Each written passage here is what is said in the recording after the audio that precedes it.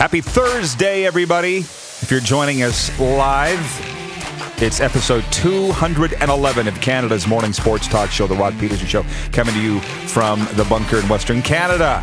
I'm Rod. He's Darren Dupont. I'm just resetting here at the top of hour 2. People buzzing about hour 1. Amber Belkin joining us from Amber Belkin Racing. For those of you that stuck through the break, we were mentioning, does Amber feel like she's arrived? She's on, she's a sprint car racer. She is on Race Wives on CMT. She sent a note to Jordan that she's accomplished 1% of what she wants to. But you really got a sense that it's been a long, hard road for her. And the best is yet to come. But it's an exciting time in her life, too. Oh, yeah. So that's cool. We mentioned Amanda Ruler coming up, former member of the Los Angeles Temptations of the Legends Football League. I don't even know where to start. She's like Amber. Very long bio. Yeah. Where do you start? Driven, right? Right. Amanda at least says, just call me overall badass. I like that, too. So she's coming up. Yeah. She's coming up here shortly. But I said to Clark, it's okay. We don't need to get Amanda on immediately because I got a lot of things that I want to get to, as do you. Yeah. Right? Our social media guy, guru, Tyler Dacu, writes in and he says, it's The View for guys, except the show is mostly girls. Way back when we started this thing, 211 episodes ago, I said it's The View for guys. And I don't understand why I was so eviscerated over that. Basically, women were saying, why can't we watch a show? It's not just for guys. So I probably erred in saying that. And you said, let's call it The View for sports fans. But the thing was, every time I said this is just for guys, what happened? More women watched. Our female viewership skyrocketed. It was great. It started out at like 18%, topped out at 38% female viewership, and that's kind of where we've hovered ever since. So it's that whole you want what you can't have. It's that whole exclusive club thing. Obviously, we welcome in any female sports fans. Yeah, it's like you didn't want in the treehouse until I taped up the sign that says no girls allowed. Now you want in? That's exactly it. Right? I'm married and have 3 daughters. I'm not anti-female. No, of course But not. the point is, The View is they're not talking sports. So I should have said it's The View for sports.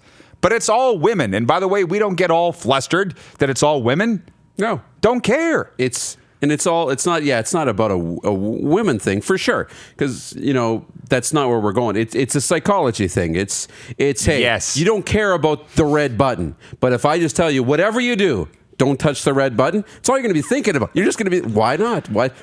I'll just touch it once, right? Yeah, it's psychology. It's psychology. Thank you. It's very similar to where we are in this pandemic and the crisis. All anybody wants to do, particularly kids, is stay home and play video games all day. And now it's your chance, and you say you're bored and you don't want to do it. Yeah.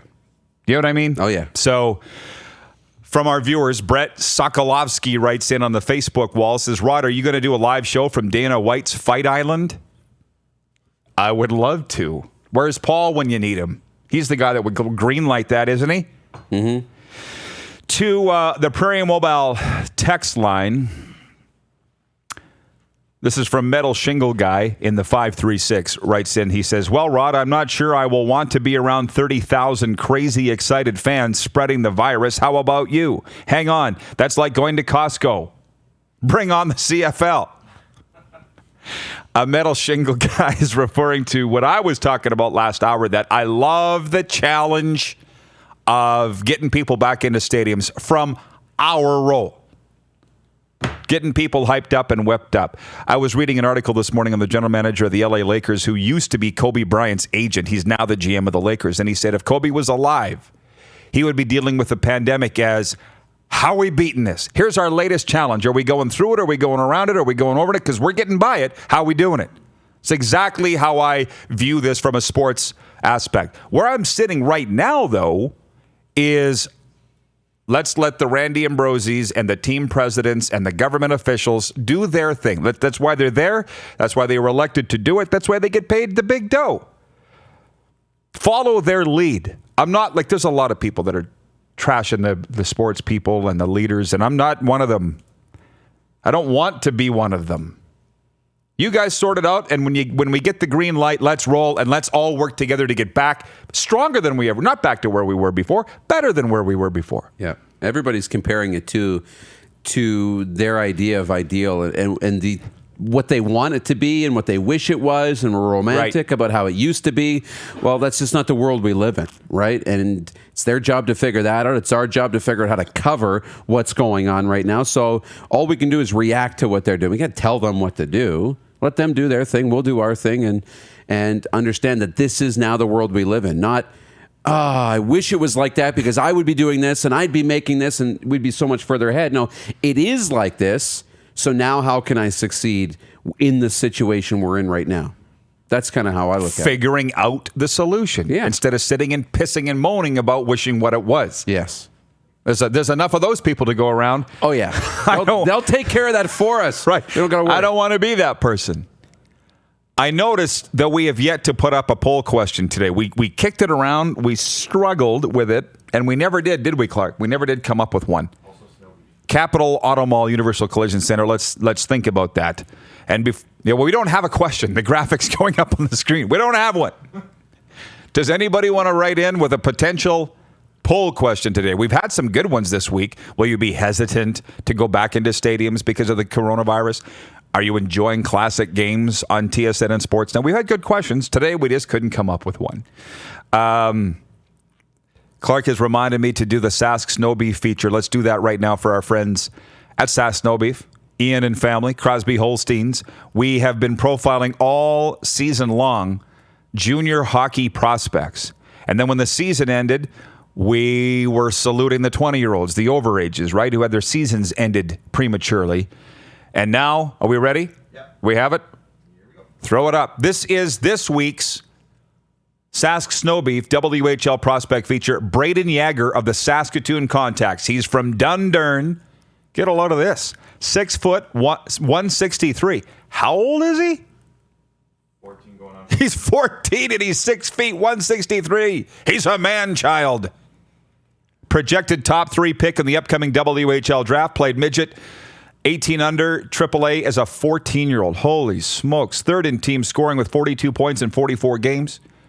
From hfboards.com, the scouting report on him is dynamic two-way player with skills and smarts off the charts. Wow. Brayden Yager. I'm a fan already from the Saskatoon Contacts. So thank you, Saskatchewan Snow Beef and Crosby Holsteins, for that. And by the way, Sask Snow Beef, from what we understand, they can't keep that in stock either. I know. It's so some industries are really crushing it right now. Yeah, I placed my order from Local and Fresh because they were sold out. You can do the online order. So getting a bunch of stuff delivered fresh, carrots and potatoes and some Sask Snow Beef. So that's really great. Drew Koser writing in. Our buddy Drew Koser says Yager is a player, the real deal. Tom Geiger writes in. He says Yager is the real deal as well. Exceptional status for midget AAA. So, yeah, I'm excited to watch him. We did have news from Drew Koser's team this morning. What was the news? Yeah, extending their head coach. Drew got a little promotion. He's now the director of player personnel. Yeah, let's do that with the Storm, which is exciting. Junior hockey team, folks, our favorite. Can I read the news release? Yeah, go for it. Why the hell not? Why not? The 777 Chrysler Storm Junior Hockey Club's pleased to announce that Storm head coach Corey Unser will be returning for the 2020-21 season. In addition to his head coaching role, Corey will assume assistant general manager duties and will play a key role in player recruitment and player transactions. We're excited to announce that assistant coach Drew Koser has been promoted to director of player personnel and associate head coach. Drew will lead our player recruitment efforts and all player decisions. So that was announced this morning by the 777 Chrysler Storm Junior Hockey Club. So way to go, fellas. Congratulations. There's some breaking news there. What was my earlier breaking news? Was it bad news? Why did I ring the bell? What was that Kirk about? Myers. Oh, yeah. Well, there's breaking news there. Kirk Myers is joining Team Dunstone.